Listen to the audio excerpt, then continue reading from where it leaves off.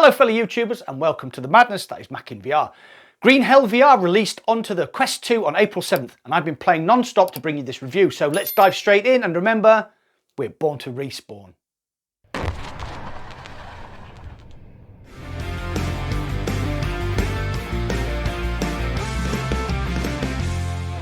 I've been playing Green Hell VR on Quest 2 for an hour or two every day, so I'm a fair way into the game, but haven't actually finished it yet, so that will give you some idea of the gameplay length you can expect if you decide to dive into this survival game.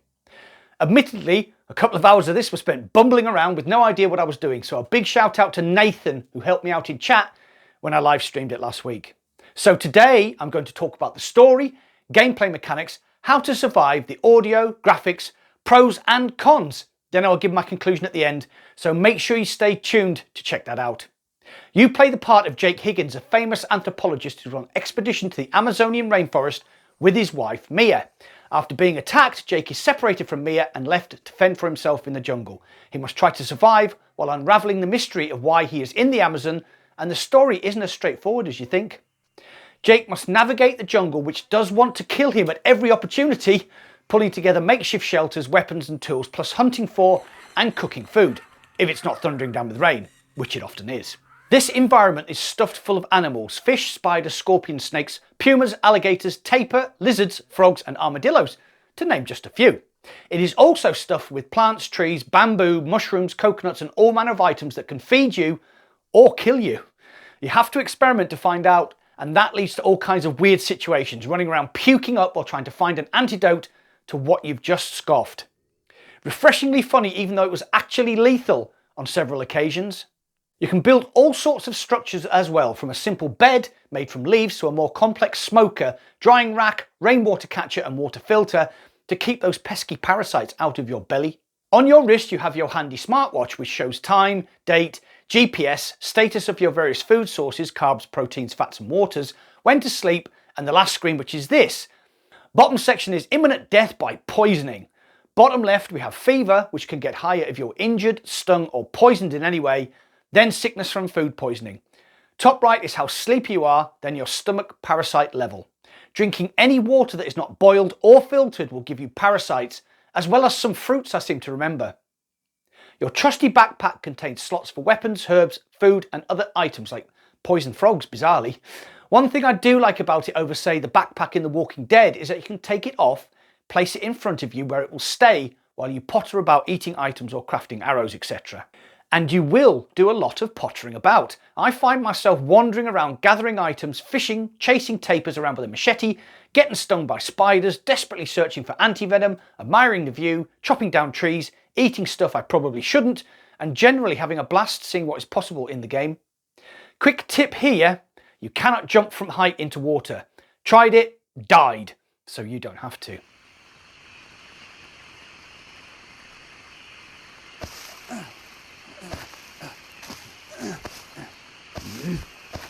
Audio is another highlight. Sitting in the jungle around a soaking wet fire that won't light while a thunderstorm lashes you with rain is quite the oral treat. There are birds singing, frogs croaking, the sound of water running, in fact all the sounds you would expect in the jungle, right down to the howler monkeys screeching into the void. The big one then, the graphics.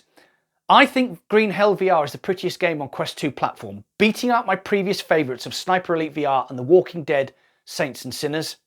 As soon as I fired up the game, I suspected that the devs had used Application Spacewarp to aid the Quest 2 in pumping out some great looking graphics, and they confirmed that in this tweet. It's not perfect. In very congested areas or spaces with a very wide vista, you can get frame rate drops and the ASW's characteristic shimmer, but mostly the game ran smoothly with very little problem. Standing on a cliff edge looking out over the Amazon rainforest canopy is a very impressive feat for a standalone headset, so well done to Incuvo and Creepy Jar for managing that. I want to talk about the pros and cons now. I'll start with cons first, as I do like to end on a positive note. Firstly, Jake Higgins is an annoying, whiny git. There, I said it.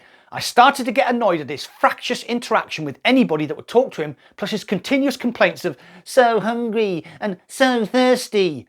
Just man up, Jake, you're in the jungle for f***'s sake. The game is brutal when you first start out. You will die over and over again until you figure out what counters venom, fever, food poisoning and the like. Pro tip, Every time you reach a small milestone, build a shelter and save the game. You will thank me later. Next is the rather annoying bug where an item gets stuck to your hand and you can't get rid of it. I discovered later that a quick sleep will detach said item, but I did spend half an hour once running around with a spear stuck to my hand, which was annoying to say the least. The backpack, while well laid out, is a bit of a pain when storing items outside of the first page in each storage area. Every time you take an item out of the second or third storage area, the backpack resets to the first storage area, which is a pain in the arse when trying to move several items around at the same time. I also kept losing items, probably due to the holsters on your side being particularly finicky, but this problem can be applied to most VR games with holsters, so I'll let that one slide.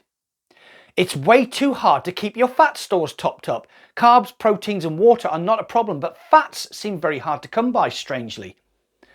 Lastly, the game can be a bit reluctant to tell you what to do. For example, after getting the grappling hook and proceeding to Lambda Site 2, I got a bit stuck, but here's a pro tip. When you climb the first rope, look up again. You can thank me later. Pros then.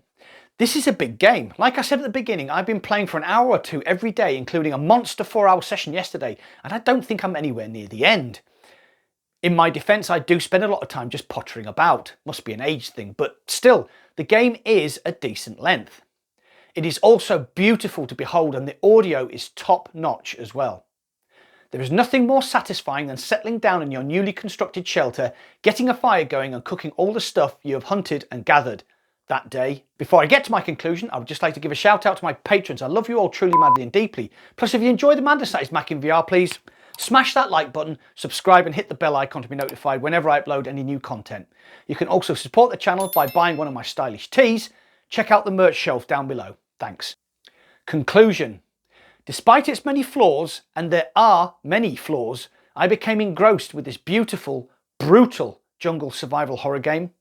Once I'd stopped rushing about and learned to listen, is that a scuttling noise, a scorpion, a spider? When I figured out what plants and mushrooms counted all the things that are trying to kill me, clue here, everything wants to kill you. You can start to relax into the story and enjoy yourself. As an obsessive with OCD, I would not venture from my campsite in the morning until I had collected enough food, water, medicine, arrows, tools, etc. So I had a routine which I followed every morning before setting off, and I found that soothing and a lot of fun. Plus, if anything untoward did happen, I stumbled upon a snake or fell off one of the many log bridges, I was mostly prepared. Green Hell VR is brutal but beautiful cathartic trip into the Amazon rainforest, and once I'd learned its little intricacies, it swallowed me up like a long lost tribe and wouldn't let me go. I can recommend this game wholeheartedly, but please take into account the caveats I've mentioned. Green Hell VR is available on MetaQuest 2 right now, with the PC VR version to follow on a bit later this year. As always, what do you think? Have you played Green Hell? What did you think of the graphics and audio? You know the drill. Get involved and comment down below. Well, that's it for today. Thanks for watching. I'll see you on the other side.